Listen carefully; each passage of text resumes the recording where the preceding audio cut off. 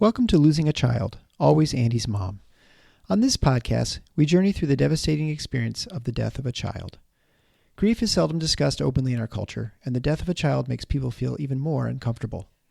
We approach the topic openly and honestly, speaking to people who have lost loved ones and experts who help care for them. Whether you are a parent experiencing loss or someone who wants to support another going through this tragedy, this podcast strives to offer hope and help.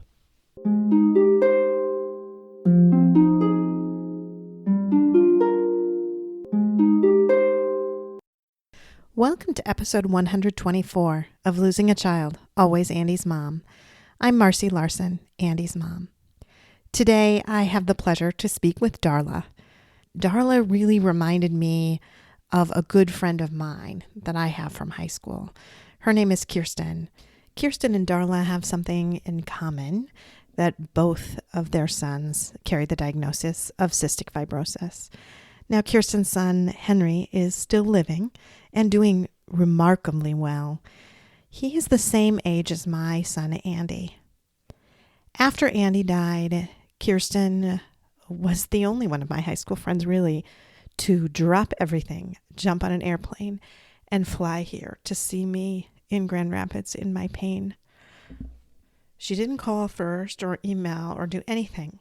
She just showed up. The first time I saw her was at Andy's visitation. Really didn't take me too long to figure out why she would be the one to drop everything and come. You see, since Henry's diagnosis, Kirsten would have been living with the idea that she might outlive her son. So she knew that was a possibility. And when it did happen to me, and our boys are the same age, she was the first one to come running. So I've never really dedicated episodes to anyone in the past, but this week I really do want to dedicate this episode to my amazing friend Kirsten and her awesome son Henry. I certainly hope that Kirsten never has to go through the pain that we have had to go through losing our children, but I so appreciate the fact that she was so willing to walk through it with me. Thank you, Kirsten, and I hope you and everyone else enjoy listening to Darla and Ray's story.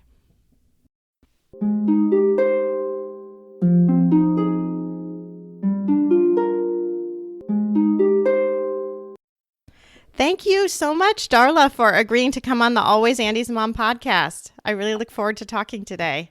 Thank you for having me. I really appreciate it. Absolutely.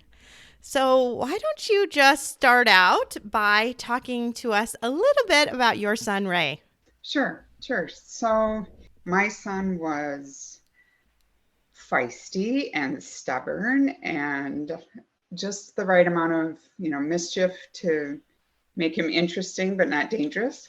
He was also kind and thoughtful and a really good friend, always looking out for the underdog, super nice, loyal, good friend to his younger sister, Martha. Mm-hmm. And he kind of had this knack for bringing people together with his personality, very positive energy, and a wonderful sense of humor. So he was the best thing he could do. The thing that made him the happiest is making people laugh. Oh. And, I kind of think there's show-offs in this world and there are entertainers, and there's a big difference. So show-offs to me want to get attention for themselves, while entertainers perform to make other people happy. Mm-hmm, and mm-hmm. Ray was an entertainer. In fact, if he hadn't heard me laugh, say a day went by, he would up the game and do something ridiculously funny, and I'd crack up and he'd say, "I still got it, Mom. I can still make you laugh." That was his goal. So he was, and I think, you can probably think of at least one person in your life, and probably all your listeners can think of someone who has that positive energy and you just want to be around them. And if that same person has a lot of challenges in their life and they still bring their A game and make other people happy, that makes them just a little more exceptional. Mm-hmm. And Ray's challenges came in the form of cystic fibrosis. Okay. So if you don't know what that is, it's a hereditary disease. It's a life-threatening illness. And there's a defective gene that creates thicker and stickier than normal mucus, which can wreak havoc on the body in a number of ways. Most concerning is the digestive system and the respiratory system. So that thick mucus starts to block things, and it blocks the release of digestive enzymes that you need to break down your food and use the nutrients in our food. So slow growth and malnutrition is oftentimes the indicator that leads to a diagnosis of CF. And that was the case for Ray. And it didn't happen for maybe a year and a half. And I kept telling his pediatrician, I think something's wrong. Everything just seems to go straight through him. And I feed him all the time. And he's just low on the growth chart. And it was kind of slipping down. And he would always minimize it, like, well, try a different formula. Or sometimes, you know, when kids are teething, they'll have loose stools or, you know, this or that. And I said, I just, in my heart, I just feel like there's something wrong. This doesn't seem normal. And so he was about a year and a half. And his doctor said, I think there is a malabsorption problem. I'm going to test him, schedule a test. We called it a sweat test for cystic fibrosis. And I hadn't really even heard what that was. You know, maybe I've heard the name, but I didn't know what it entailed. And so I asked him, I said, well, what is cystic fibrosis? He goes, well, we're just going to rule out the worst and we'll go from there. And he just scurried out of the room. And I thought, and I'm sitting there with Ray, and he said, you know, drops that bomb and leaves. And I'm like, how bad is cystic fibrosis if it's the worst? And what's a sweat test? I don't even know what that is. Oh, no. And I went up to the receptionist to make the appointment, and he had scribbled something on the top of this form. And I bring it up to her, and she looks at it, and her little cheery smile just faded. And I go, what? And she goes, do you know what CF is? I said, I'm not sure. He didn't tell me. He just said we have to rule out the worst. And she goes, let's hope so. It's not good. Oh my goodness. I'm so sorry because, like, you know, I'm a pediatrician. I don't know if I had told you that, but I'm a pediatrician. Yeah. This is what I do. And this was handled so badly. She actually asked me to follow her, and she took me into like a storage little closet and started whispering, like, do you know what CF is? And I'm like, this is ridiculous. Just tell me what it is. And she goes, it's a genetic disease. It affects the digestive and the respiratory systems. The life expectancy is late teens, early 20s at best. And I just walked back to the front. Because what year was this? 1990. Yeah, I was going to say, yeah. So it must have been. Things are better. They're much better now. Yes. So that was my introduction. And it was pre-internet. I somehow drove, I don't know how, you know, I was just like devastated. And I went to our neighborhood library and looked up in a medical journal to see what this was. So that is hanging over your head when your child has an illness that has a life expectancy attached to it. You pay more attention. You know, I just watched so closely because I thought, is this my time with him? You know? Yeah. And then I'll back up with the respiratory system. So he got diagnosed because of the slow weight gain. The mucus can start clogging the airways. And that is a nice little breeding ground for bacteria, which leads to lung infections, which leads to scarring of the airways and lung damage. And to combat that, my son breathed in nebulized medications, and then my husband and I took turns literally pounding the snot out of him. We would cup our hands and pound on his chest, his back, his sides in an effort to break up that mucus so he could cough it up and spit it out. So it's very glamorous. Now they've got big fancy vests that you wear.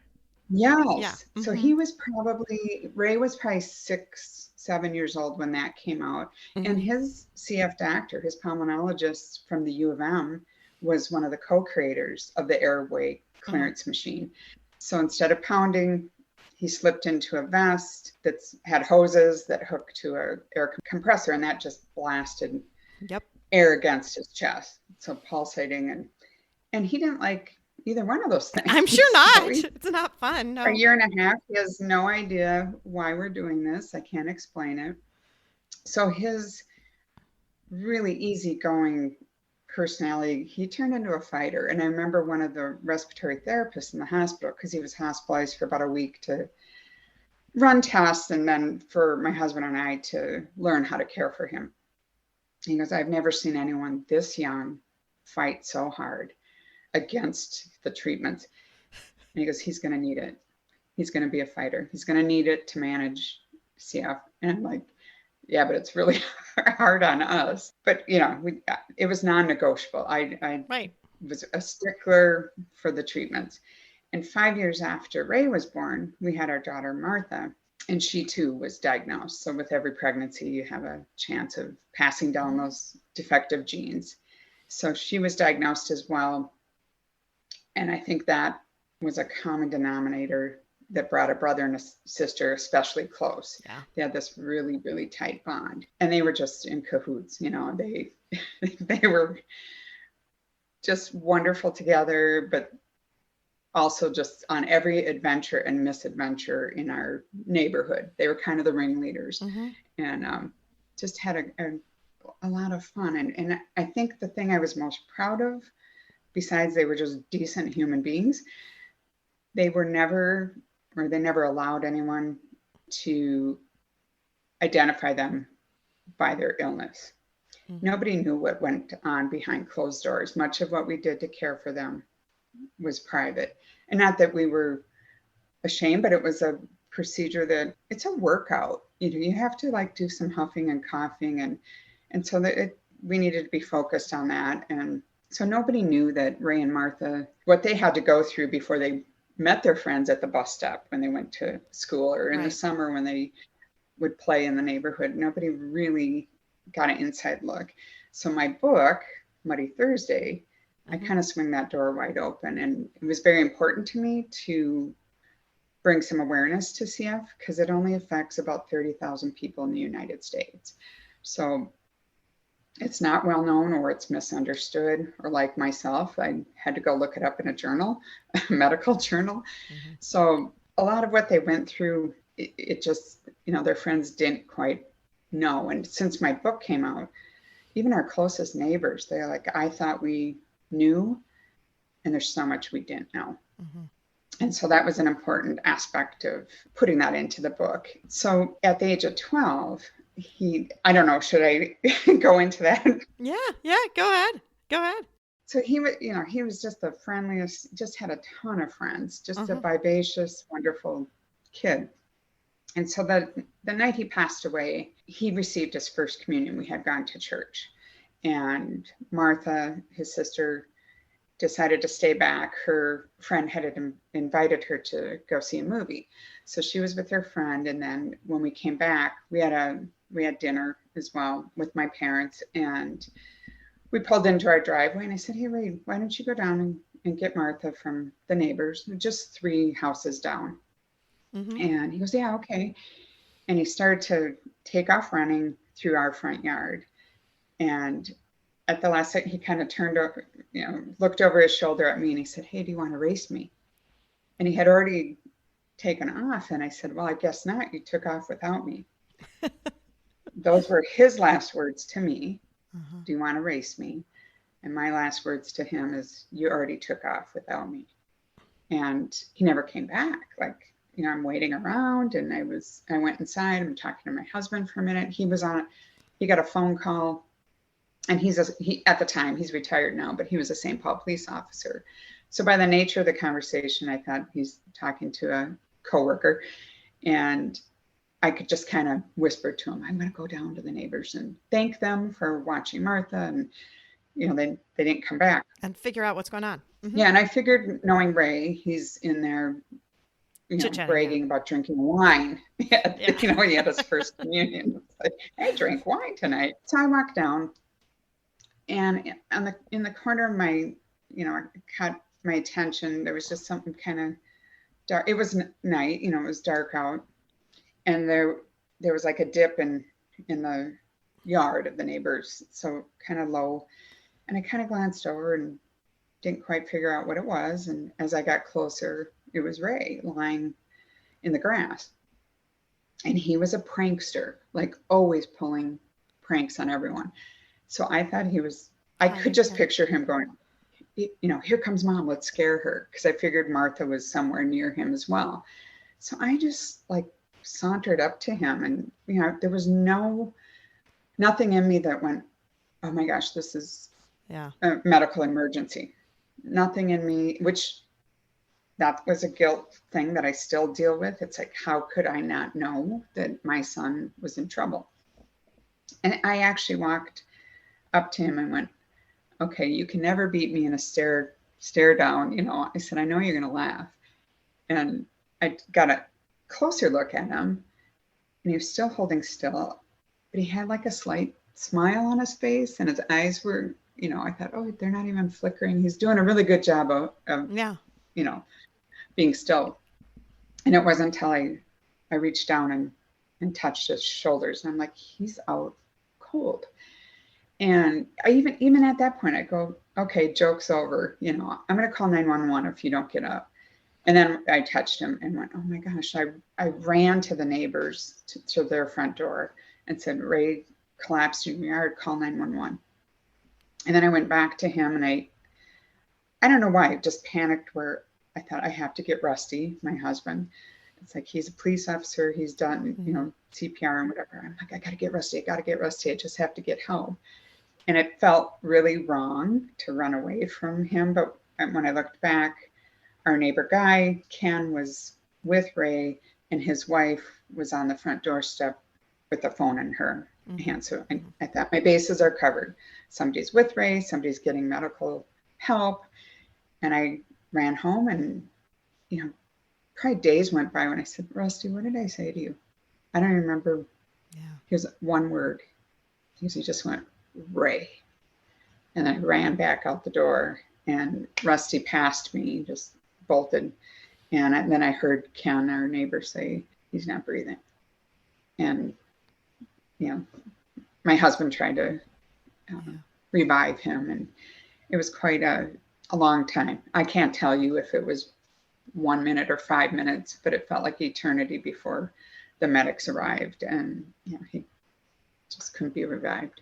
So we, with CF, that's not what happens. No. It's a progressive, slow thing where your airways, the lung damage or whatever. I mean, this was not CF related, and I could not. I'm like, what just happened? Yeah. How can I just saw him running? He was fine. And my son was an athlete. You name a sport, he played it. He played hockey, basketball, baseball. He was a skier, a swimmer, a golfer. He earned about black belt in karate by the time he was 10.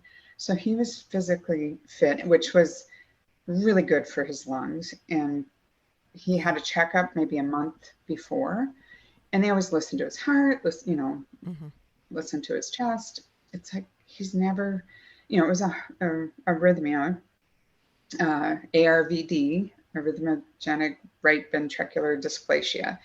And it's the kind of thing you've probably heard of young athletes that just drop on a basketball court and they can't be revived. It's just a sudden electrical failure, basically. When I talked to his doctor, we I say it was a mysterious death, because I feel like if you have to have an autopsy to find out how somebody passed, it's a mystery. And we just could not figure out how this happened. And his doctor said I had the guilt of, if I had done something right away, would the outcome be different? And he goes, it's immediate. It's just, and he said it's usually males, usually not as young as Ray, maybe in their 20s, and or athletes. Teens, like Teens. So everything you'd think with CF, and then we get blindsided by something else. I always had this hope of medical advancements and things are going to get easier, and so there was this number attached, but always hope attached as well. Right. And then we get blindsided by something else. And he worked so hard to stay healthy. I mean, every day. And those respiratory treatments I talked about, They lasted about 45 minutes, and we did them twice a day on both of our kids, morning and night. If they were exhibiting more symptoms, producing more mucus than normal, we upped those treatments to 3 or 4 times a day. So I think of cystic fibrosis as kind of the epitome of a life interrupted. Every day is interrupted by those treatments. And if those at-home treatments fail, then they're pulled out of life altogether. And there's a hospital stay involved with PICC lines for IV antibiotics. But every moment in between those best treatments was golden. I had the rule of you can't skip the treatments, but the next rule was just as important. Have fun. Yeah. Go have fun. I'm not going to have you do chores and, sort your sock drawer when you've just sat through a treatment and tethered to a machine. So it was a free for all in between. And to have that, blindsided, I think the first thing my husband said in the hospital when they said there's nothing more we can do for him. And my husband's a big guy, and he just kind of draped himself over our son, and he goes, "You worked too hard for this. You worked too hard for this to happen."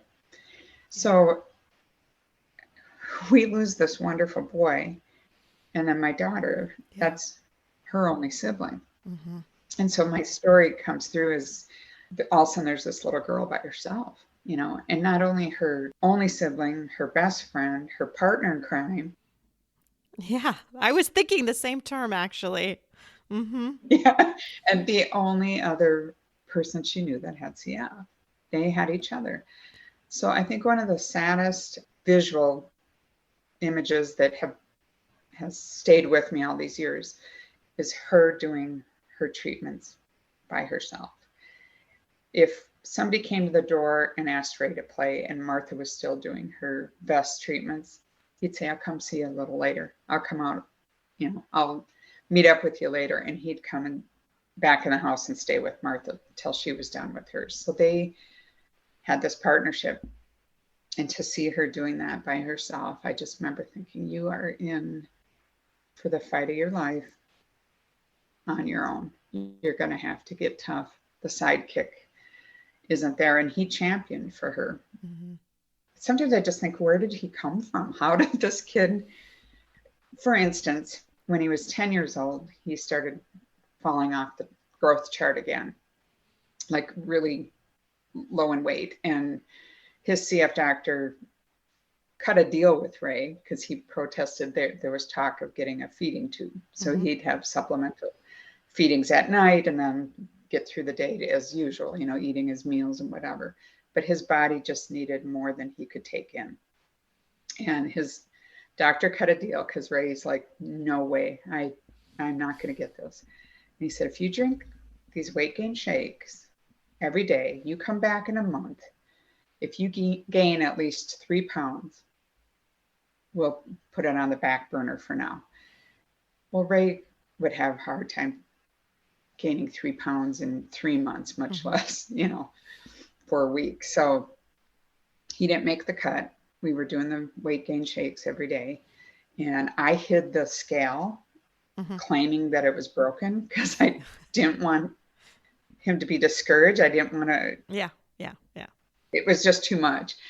So we drove to the clinic not knowing what he weighed. And he stepped on the scale and we knew that he knew what number he had to hit. And he just looked down and burst into tears because it was, inevitable that he'd have to get the feeding tube. And it was the beginning of summer. And he said, "Well, when do I have to have it?" And before the doctor could schedule something, my husband jumped in and he said, "You don't have to do it till the end of summer. You enjoy the summer." And so August kind of hung over our head. And I was kind of thinking, I don't think we're supposed to wait. And he goes, "Let him have one more shirtless summer without this feeding tube in." And so he gets the surgery. And nobody told us that initially it's like a big, long tube. And then once it heals, they take that and put it, well, his doctor called it a button. We all call it a button. So it made it sound, Yeah, it made it sound cute, because it's like a beach ball valve, Yeah, you just it is. It put looks the like a tube beach in ball there, then valve, yeah, but we shut call it the that button. valve, and Uh-huh. yeah. So somehow it made it cute. So he comes out of surgery and goes, "Oh no, what is this? What?" Because it was long, and Yeah. he had to coil it up Yeah. and put it in kind of a mesh girdle type of thing. And he goes, "I wouldn't have signed up for this if I knew it looked like that." And which was typical of Ray. He always, like, we never pushed him to do anything. All his sports were him deciding. And he'd go, "Hey, my friend plays hockey. Can you sign me up for hockey?" It was always, "Can you sign me up? I want to try this. Can you sign me up?" So it's kind of typical of him to go, "I would not have signed up for this feeding tube if I knew it looked like that." And then the nurses were explaining, "No, no, no, no. You'll get this big tube taken out. Get the button." It's not going to look like that for very long. Mm-hmm. And we get home from the hospital. I'm doing the first tube feeding at night. And he lifts his pajama shirt up, and we had bunk beds in his room. And Martha would go on the top bunk, and she's kind of hanging over looking at what's going on. And I got the pump, with the feeding the bag and hooking him up. And he rolls up his pajama top, and he said, "I don't like this thing. I feel like I look like an alien. I don't like it. But if somebody has to have it, I'm glad it's me and not Martha." Oh. I just went, who? Like, Yeah. you're 10. I would be like, why couldn't she get it instead of me? Right.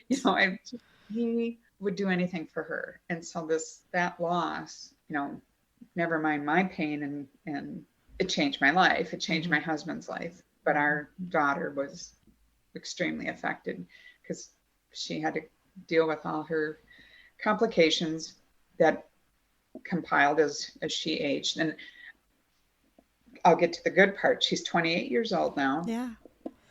And for the last 2 years, she's been on a drug called Trikafta, and it was a breakthrough drug for CF. Since those 2 years, she's not been hospitalized once with a lung infection, which is unheard of. She's gained 20 pounds that were much needed. She rarely coughs, which is still like, I can't get used to it because I could. If she walked through the door, she was coughing before she said hello. If we went shopping, I knew she was in the shoe department because I could hear her.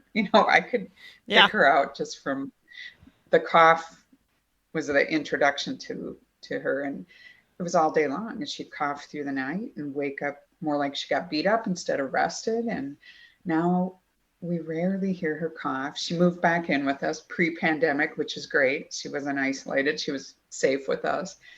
And it's like a game changer. And so there's so much hope in the CF community now more than ever. It's just changed her life. But from, I'd say, 12 years old, things started to, a lot of complications. She developed what we call CF-related diabetes. That mucus is blocking the release of insulin. So why have one disease when you can have two? She's got CF and diabetes. So she had a lot of hospitalizations. I can't even count how many. I can't count how many PICC lines she's had. Complications from that were like sometimes they had to pull the line and she didn't get to run the whole course of antibiotics because she'd get a blood clot. There's just a slew of complications. So to see this last 2 years has just been remarkable. But all along the way, I thought Ray would have championed for her. He would have understood her fight. He would have been at her side. So when I look at her, she always looks a little bit lonesome to me. Yeah. And she has come into her own, and she's super funny. She's tried her hand at stand-up comedy, just like her brother, very compassionate towards other people. And I feel like when you have something yourself that's a challenge and somebody shows you even a small act of kindness, it just goes a long way. I think of all the times that they couldn't go to different events and not go to school. I did my fair share of homeschooling and tutoring because they'd miss weeks at a time. And if somebody reached out, maybe brought a gift or said hello, all those little things meant a great deal to them. And Ray was the same way. And now my daughter, they extend themselves because they just know what even a simple thing means to somebody else. So very compassionate, a lot of empathy for other people, which is remarkable to me when they had their own, issues that could very well be poor me. Mm-hmm. And I never saw that. I don't think they would have allowed it. They rose above it. So our loss was multifaceted, and I'm sure that's the way for any parent. All the things you miss. Sure. I miss his friends. I lost him, and I lost all the connections to the families that, he was part of. And the ones in the neighborhood, you just watch them, their voices changing, and they're driving, and they're graduating high school, and they're off to college and have careers and families of their own. And one of the, things about writing, I felt like, this is where the story ends when he passed, and nobody else is going to meet him. And so through writing, he didn't get to carry on. I didn't get to see the young man he would have become. I didn't even get to be the mother of a teenage boy, but maybe in a small way I can carry on for him through my story. And it's been pretty remarkable, people reaching out, and some of them will say, I feel like I got to know Ray. Yeah. People that don't know, just reviews I see on Amazon or on Goodreads. And that's the one thing I feel like good. I accomplished that when they say, I fell in love with this kid. I got to meet him. I thought, yeah, okay. There's some power in storytelling, and that just means a lot to me. So yeah, it's just beautiful. That's kind of been my journey going forward with, and it was, as I fell apart. I struggled. And one thing I didn't do, and maybe should have, I never sought out grief support counseling. Yeah.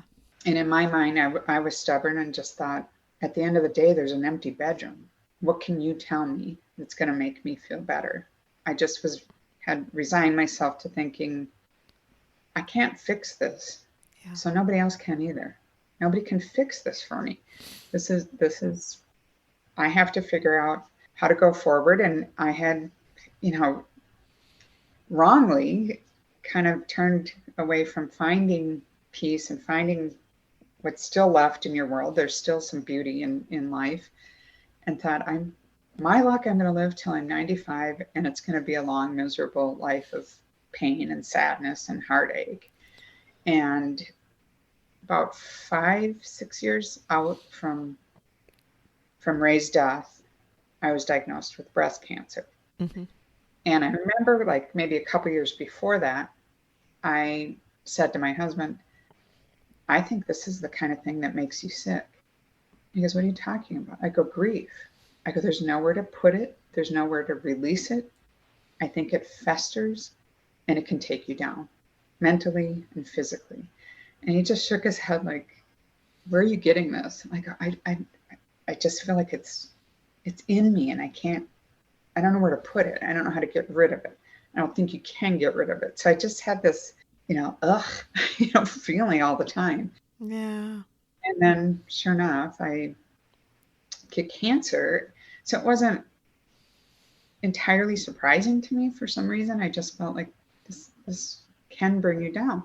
And the good thing, if there is any good thing about getting breast cancer, and I used to hate when people would say, well, cancer was like a gift.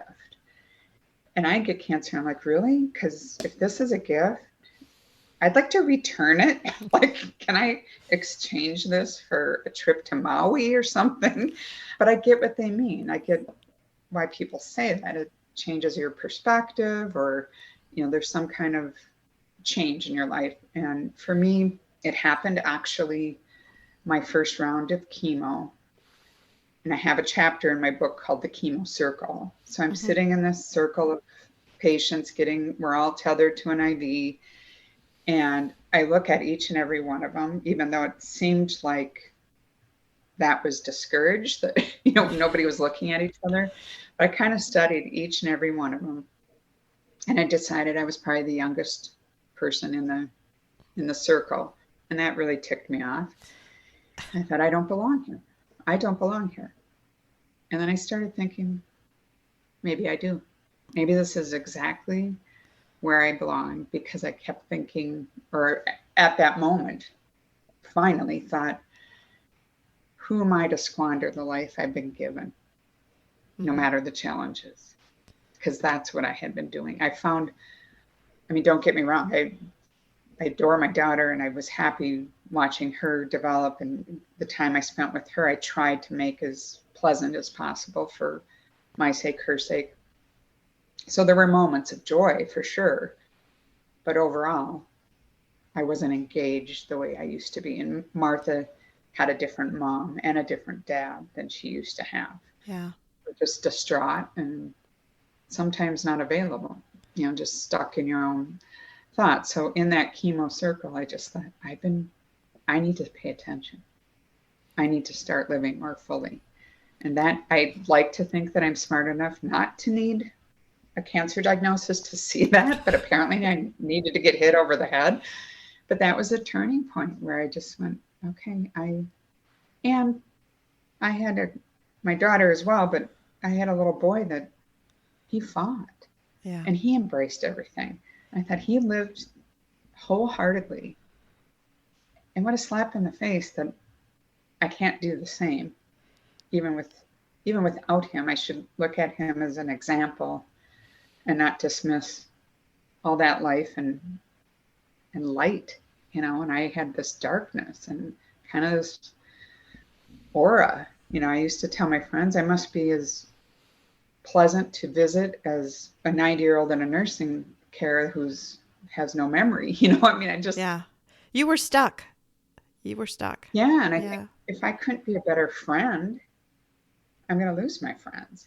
So I started being more aware of working on myself. Well, and I'm glad you mentioned that fact that you feel like that was a mistake that you kind of made early on, because that is what I'm certainly trying to do, what others are trying to do, is trying to keep people from getting stuck, and that there is hope, and you need to live with hope. I mean, to live just, that makes me so sad to hear you say, oh, it's just my luck, I'm going to live till 95. And I know I've had those moments too, where I feel like, gosh, and it does still terrify me, the idea of living till 95 and having to live so many more years without my boy. But it's just, that's so sad. I mean, it just breaks my heart to hear that's what you were thinking, and that I don't need anyone to help me because I'm just going to be this miserable kind of forever. Right? Yeah. I kind of just resigned myself. And like I said, I didn't seek out professional help, but I was really lucky in a few ways where it's almost like the right people came to me, like in a way sought me out. So for instance, we had a neighbor that moved down like at the corner of our street. And I had no idea who she was. She came to raise visitation and introduced herself. I mean, we had never met. And she goes, you don't know me, but my name is Kay, and I live at the end of your block. And your son was the first to welcome me to the neighborhood. I thought, how long ago?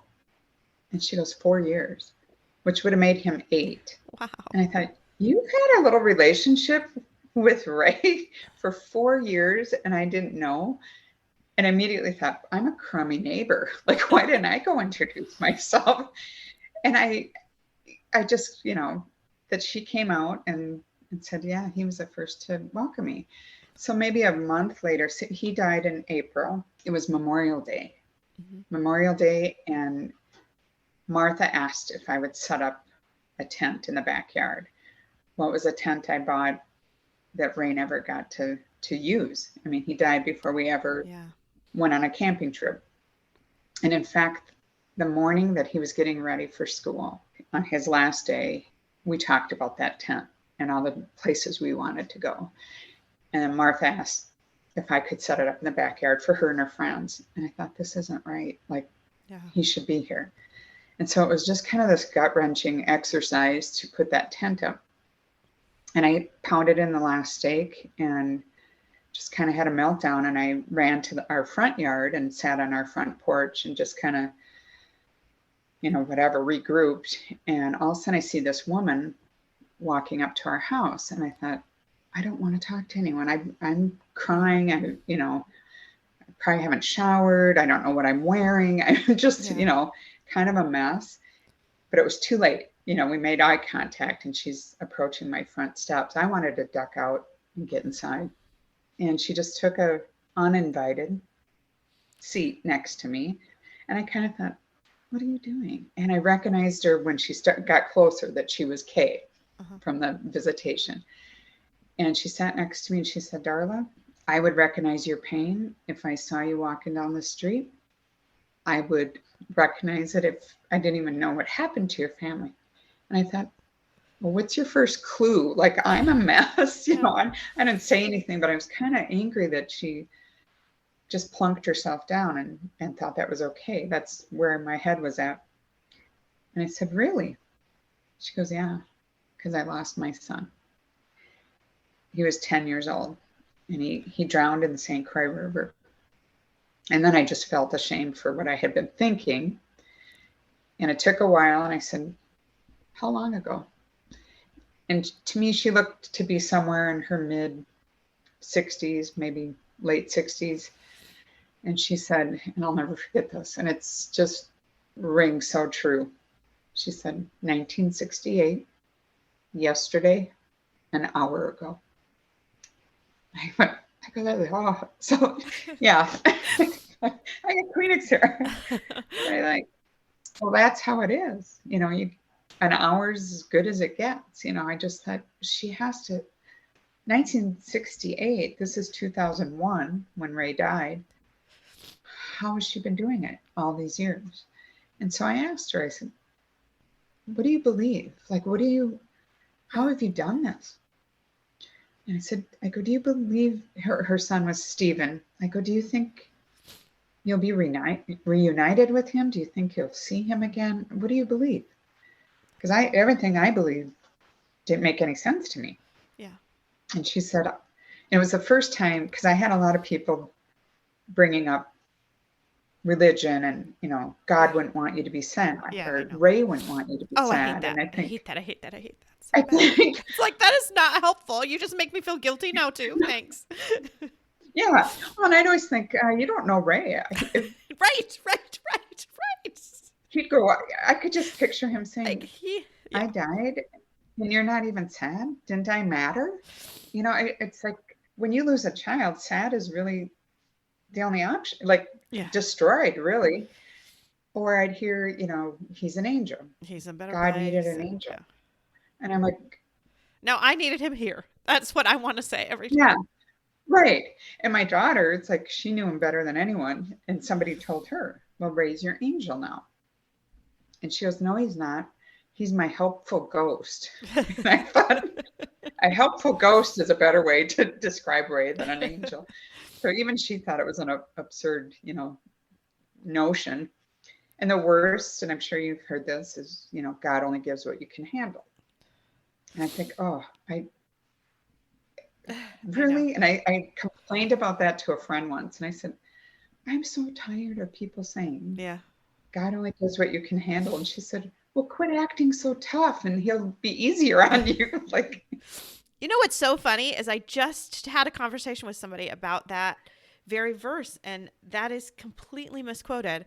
So what that is in the Bible is God doesn't give you more temptation than you can handle. It has nothing to do with pain or sorrow or anything. How does that get misconstrued? It only has to do with temptation, and people take it completely out of context and put it with your grief and sorrow and what you've gone through, and it's not at all right. It's totally wrong. One time I went and talked to my minister, and he was the minister the night Ray was getting his first communion. Mm-hmm. And I said, you tell me, why does a child die? Why does a 12-year-old boy die? He goes, I don't know. And I just thought, okay, this guy of all people has no biblical wisdom to bestow on me. And he goes, I don't understand why a 12-year-old boy dies. I don't understand why an 80-year-old woman dies. All I know for sure is your time here is limited. It's but a grain of sand compared to an eternity in paradise. And he goes, I know you're hurting, but how are you going to live? How are you going to spend your short time here? So he switched responsibility on me and not God, which gave me something to think about. But flash forward when I met Kay, and she said, 1968, yesterday, an hour ago. That was like the first time I thought I have to hand it to her. It's the first time I felt like, okay, this makes sense more than any other, advice I was getting religious wise. But I asked her, I said, what do you believe? And she goes, I don't believe God took Stephen and he's in some white, fluffy cloud. That's not my idea of heaven. And she goes, I believe there's a cycle. There's a cycle to life, and you can still see the beauty in the world. I see my son when the sun sets. I see him when I hear beautiful music. And she goes, you will find beauty in the world. She goes, and I saw him when Ray stood at my door and said, welcome. She goes, I saw my Stephen. And I'm like, so how do you argue that? We just sat there for a while. And she said, Darla, you can make your own heaven right here. And I kind of asked her, what does that look like? And she goes, you start to extend yourself to other people, and you will find the beauty in this world again. And then she warned me, you can also make your own hell right here on earth. And she said, when she's alone and stuck with herself and aware of every miserable thought she has, that to her is hell. And then she got up and left and said, I'll come visit you another time. And I was left there to think, I am stuck. I am in my own hell. I am stuck with every miserable thought. And I need to change that. And it was probably, a few years later, I ended up with cancer, which really pushed me into the right direction. But I had all these little bits of wisdom that Kay kept coming back and talking to me. So she did pull me in the right direction. And you're not alone. There are people that experience what you experience. And recently, which is, kind of cracks me up, but I was a guest speaker at a support group, grief support group. And I thought, well, this is ironic because I've never, I never sought this out myself. But they wanted to hear about my book, and I just looked around. I thought, I got to commend these people. Like, they're smart enough and vulnerable enough to seek that out. And I got to meet everybody afterwards and had all these wonderful conversations. And I thought, everything I thought this wouldn't be for me would have been wonderful. Yeah. I mean, I had that really wrong. And so if there's anything, I would encourage other parents to try that, just. There is so much comfort in being able to be with people who get you and understand you. Yeah. Because without it, I could only, and I don't know if this rings true with you, I could only be with my friends or family for a limited amount of time where I could fake it. Right. Before I had to pull away and just go back to what was bothering me, or what, I couldn't embrace their joy. Like, even Christmas time, it's like, can we do something different? Can we do something in Ray's honor? Do I have to be status quo? And then you feel guilty because it's like, I don't want to ruin your holiday and your joy, but I can't. But this is too much. I'm hurting here. Yeah. I'm hurting. So I kept pulling away. Even, soon after he passed, going to the grocery store I'd put something in the cart that only he liked. Yeah. And go, oh, I don't, you put that back on the shelf. I more than once left a cart full of food and just ran out of the store. I tell the cashier. I'm like, there's a full cart back there. I have an emergency. I have to leave, and I'd leave my cart, but I couldn't do what you would normally do and couldn't embrace other people for long periods of time. And little by little that got better, but it's almost like I'm out where he isn't, and he was at my home. That's my safety. I need to go home. Well, and I think that's what those other bereaved people can do for you is they just are it's so much safer, I would say, to feel like you are surrounded by those people, because now you don't have to fake it all the time. Exactly. I mean, I can get together with other bereaved moms and I can feel like it will be okay if I start to cry. No one will judge me. It will be okay if I start laughing uncontrollably. No one will judge me. Because the other thing is sometimes you feel like you don't want to look too happy, because then people will think, oh, yeah, you know what? She's good now. We don't have to worry about her anymore. Right. And you don't want that either, right? It's this such a weird, I don't know. I feel like you're walking on this tightrope all the time, not wanting, I don't know. I just feel like then I think about, what are people thinking? What are people thinking? And are they thinking I'm totally fine? Are they thinking I'm a mess? Because really I'm somewhere in the middle, and sometimes I am pretty fine and other times I am a mess. And I wish everyone would know that it's not either or, that I am everything. Right? I'm not even somewhere in between. I'm all of it. I'm a mess and I'm fine. So it just depends on the moment. I have a chapter in my book called Stages of Nothing. Yeah. And it's, all the different stages. It's like, I get that there supposedly are stages, but in the end it didn't matter to me. It's like pain is pain, death is death. I don't care if I'm in the depression or acceptance or denial, or I didn't feel stages, because to me that's temporary and you move through these stages. That didn't make any sense to me, because like what you're saying, I feel all of it all of the time. Yeah. It's not one or the other, or it's a blend of everything all of the time. And you're right. Other parents that have perfectly healthy children and their children are alive, they don't know what we're going through. And, even the things that bothered me that people would say that would make me angry, I think they don't know what to say. So it's to their credit for even trying, but it doesn't help. And had I met with, a group of other moms, that would have been a healthier place for me to be. I see that now. And all I can say is, anybody comes after me, at least experience is something after I have experienced what not to do. Maybe I think I can direct a little bit better to go talk to someone who's, even that one moment. You don't want the next person to have to get cancer. Is that what you're saying? Yeah.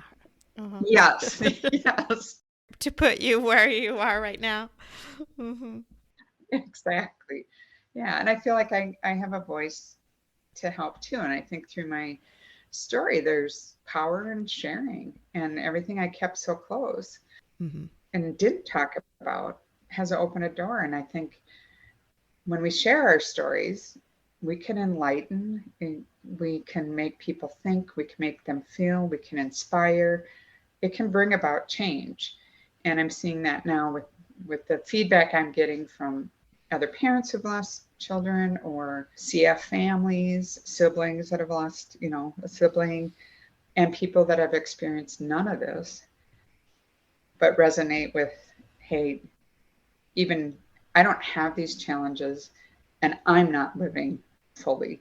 If Ray can do this, if Martha can do this, they're finding out, I need to pay attention. I need to live more fully. And so if that's the one takeaway from Muddy Thursday, my book, then I've done my job. Then I have carried on Ray's legacy in a way, So yeah, it's been powerful, and I feel better where I'm at now. And it's been 20 years, but I mean, and it got better slowly over Mm-hmm. time, but reaching out, I'm seeing the power in that. And so I know these support groups and what you're doing with your podcast is so beneficial. And so I'm glad I found you. I'm glad you found Yeah. me too. I'm so glad that you wrote. Tell people how they can find the book. Okay. So yeah, it's available on Amazon in ebook and paperback. And then I don't want to lose sight of the independent bookstores. So it's available to order. And I don't have, it's kind of hard to get a self-published book on a bookshelf, Uh-huh. but you could call any or go to any independent bookstore or Barnes and Noble and they'll order it and they ship too. So that's another route. But yeah, it's on Amazon and it's doing well. And I'm, getting good reviews and it just makes me happy because when you're writing, you have no idea Right. what a reader's going to think of it. You're holed up in a room by yourself and it's like, I think I got the point across, but you just don't know. So to have this wonderful response to it and people are pulling out what resonates with them and they're sharing what something meant to them. And I'm like, oh, good. I got, this or that hit Yeah. with someone. So it's been really sweet that way. Right. And just bringing a little bit of understanding to people. Mm-hmm. Yeah. Yeah. Yeah. I mean, we all have challenges, but this one's a big one. And Yeah. It is a big one. parents have gone through it. They know. Mm-hmm. Yeah. And I don't know if you, like when you lost your son, did you read? I would look for books and I wouldn't find things that Oh my goodness. People gave me necessarily. so many books. I have stacks of books. I read some books. Rare Bird I loved. I've had that. Oh, okay. I've had her on the show before. She's fantastic. And Anna Winston Donaldson is her name. And I read some books. We got, believe it or not, 9 copies of one book, Lament for a Son. So I read that Oh, book. My husband read it. He really loved it. So anyway, people just gave us books. I felt like that was a common thing, but for me, it was really hard to read most books. yeah. Yeah. I remember when I started writing, I thought, I wonder if there's books written by parents who have lost a child I kind of wanted to see how do they handle it? How do they take this topic and write about it? And so I went to Barnes and Noble and, one of the clerks came up to me and she was like, oh, can I help you? And I said, well, this is really specific, but do you have books written by a mom or a dad about the loss of a child? And she had to kind of think and she goes, well, let's look over here. And she takes me to the spiritual, religious kind of self-help section. And in my sarcastic little brain, I'm walking behind her thinking, I bet there's atheists that have lost children. Like, what do they read? Not that I am, but I was like, okay, this is the section. And, I'm looking at, there wasn't a lot to pick from, but I'm looking at to figure out what I was going to buy. And then she came back to me. She goes, oh, there's another section. And she takes me to the very back of the store. And it was the grief and bereavement section. And it was more how to. And so she goes, there's only a couple here that were written by parents. And it was kind of, 10 things I learned about grief or, I thought, well, I'll leave that to the professionals. I'm not a grief counselor. I didn't write a how-to book. I don't have a degree in theology. I'm not a religious leader. I'll leave that to somebody who can speak to that. So I'm like, where does my book fit in? And I decided I'm just going to tell my story and whatever you can take from it. And nobody's more surprised, but there is a religious thread that runs through this. Even the title is a play on words. Muddy Thursday. My son died on Maundy Thursday, the Christian holy day before Easter, which commemorates the washing of the feet, communion, and the Last Supper. So I never put this together until I was writing. I mean, Ray died having his first communion. We met my parents and we had what would be, unbeknownst to us, our last dinner together. And that night, Ray was playing with a group of his friends, and I had to call him home. I go, you got to get ready for church.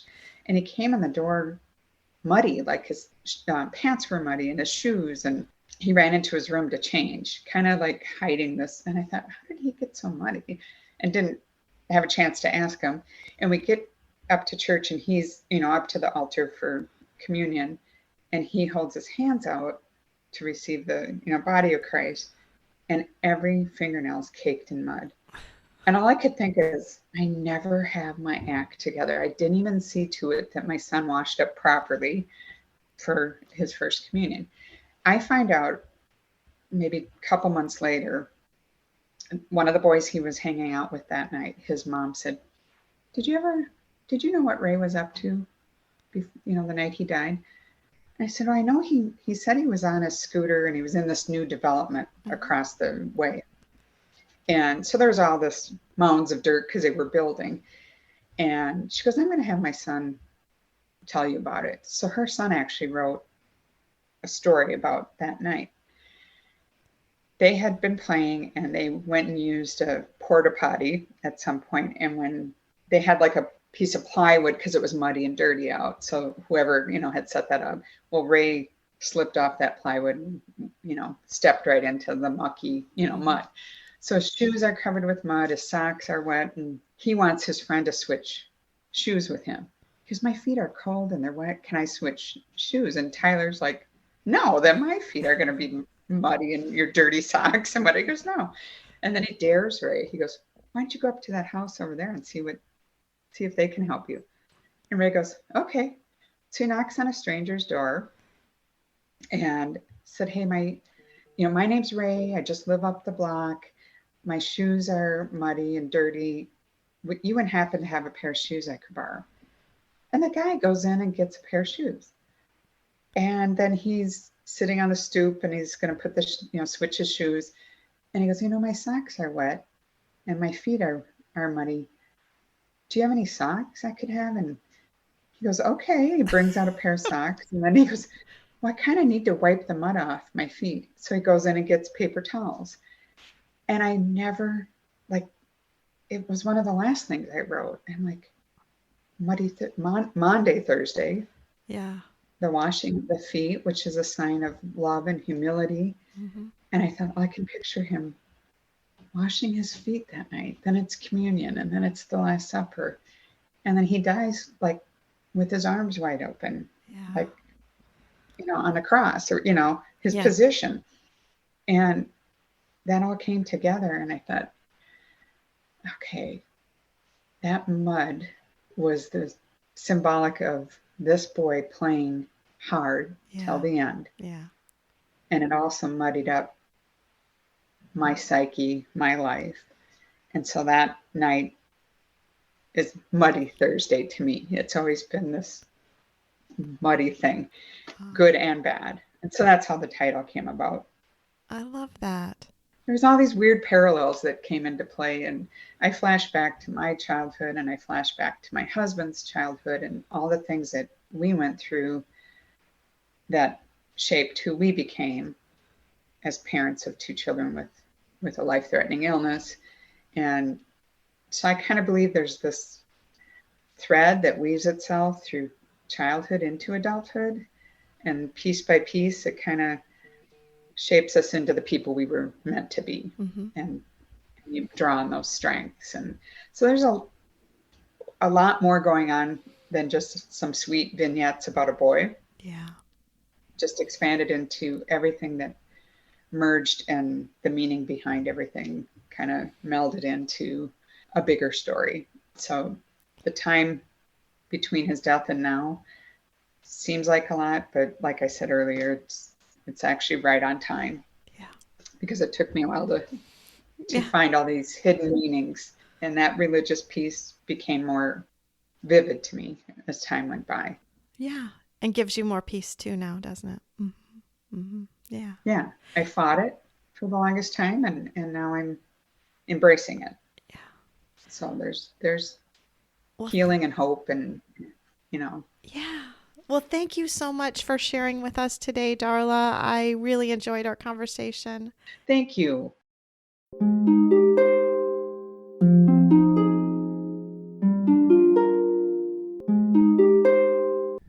Thanks for listening to Losing a Child, Always Andy's Mom. Please subscribe to the show on your favorite podcast player. We are always looking for new show ideas. If you'd like to be a guest, know someone who'd be a great guest, or have a show idea, please email us at marcy@andysmom.com. Be sure to visit the webpage, andysmom.com, for more content, including Marcy's blog. There you can also sign up to receive updates via email. Together, let's work to inspire hope, one day at a time.